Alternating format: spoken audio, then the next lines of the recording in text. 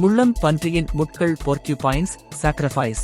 Welcome my channel Raghunathan Srinivasan. Like, share, comment, subscribe. முன்னாடி ஒரு காலத்துல காட்டுக்குள்ள நிறைய மிருகங்கள் இருந்துச்சு. அந்த காலத்துல முள்ளம்பன்றி முதுகுல முட்கள் எதுவுமே இல்லாம இருந்துச்சு. அப்ப முள்ளம்பன்றிகள் பார்க்கிறதுக்கு ரொம்ப அழகா இருந்துச்சு. அதனாலேயே தலக்கணம் ஏறி போய் காட்டுல இருக்கிற மத்த மிருகங்களை வம்பு இழுத்துக்கிட்டு இருந்துச்சுங்க.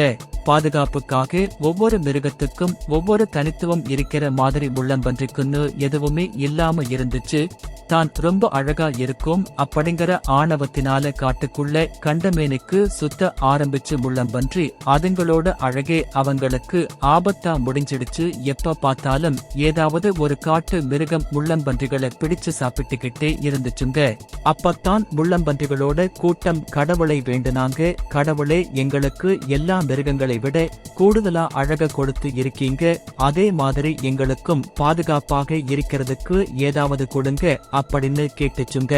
மனம் உருகி வேண்டுற எல்லாருக்கும் கடவுள் ஏதாவது ஒரு வகையில உதவி செய்வார் என அது நம்பிச்சு. ஆனா அதோட பிரார்த்தனை மட்டும் எப்பவும் நிறைவேறாம இருக்கிறது ரொம்ப நாள் பார்த்து வருத்தப்பட்டுக்கிட்டே இருந்துச்சுங்க எல்லாம் முள்ளம்பன்றிகளும்.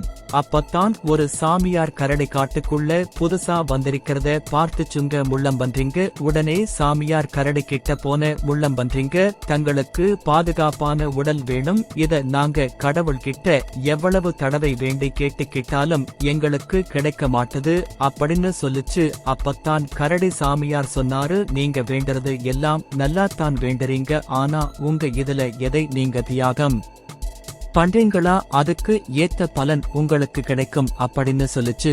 அப்பத்தான் எங்களுக்கு இருக்கிற உடல் அழகை கூட எடுத்துக்க சொல்லுங்க, அதுக்கு பதிலா எங்களுக்கு பாதுகாப்பு கொடுங்க அப்படின்னு வேண்ட ஆரம்பிச்சுசுங்க எல்லா முள்ளம்பன்றிகளும். அப்பத்தான் முள்ளம்பன்றியோட வேண்டுதல் பழிக்க ஆரம்பிச்சுருச்சு. அன்னையிலிருந்து கொஞ்சம் கொஞ்சமா முள்ளம்பன்றியோட உடம்பு முழுசும் முட்கள் வளர ஆரம்பிச்சு.